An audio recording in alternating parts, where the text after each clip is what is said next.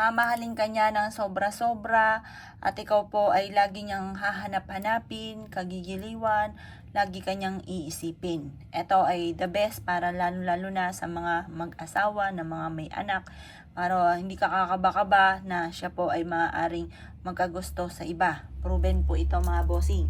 Ngayon, sabihin niyo po ito sa umaga at bago ka matulog.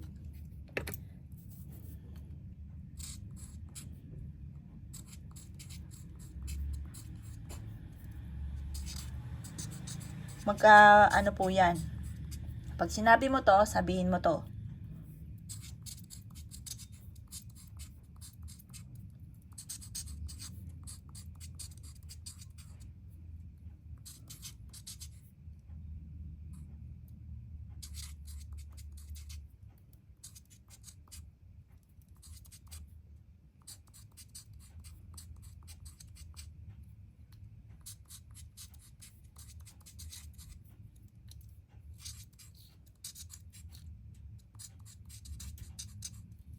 Ilista nyo po siya. At ito ay makakatulong para ang inyong karelasyon ay hindi natitingin sa iba. Para ang inyong karelasyon ay maging tapat sa iyo kahit ikaw ay nasa malayo or siya ay nasa malayo. Mainam, subukan nyo po ito.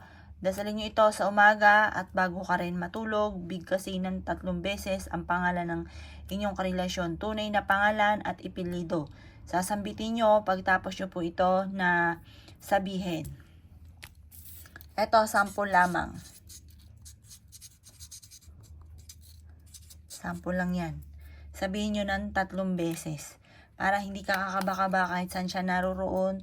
Mapapanatag ang kalooban mo, ikaw lang ang mamahalin niya, ikaw lagi niyang iisipin, ikaw po ay kagigiliwan niya, at siya po ay ikaw lang at bukod tanging ikaw lamang ang kanyang mamahalin, wala na siyang maiisip pang iba. Proven po ito.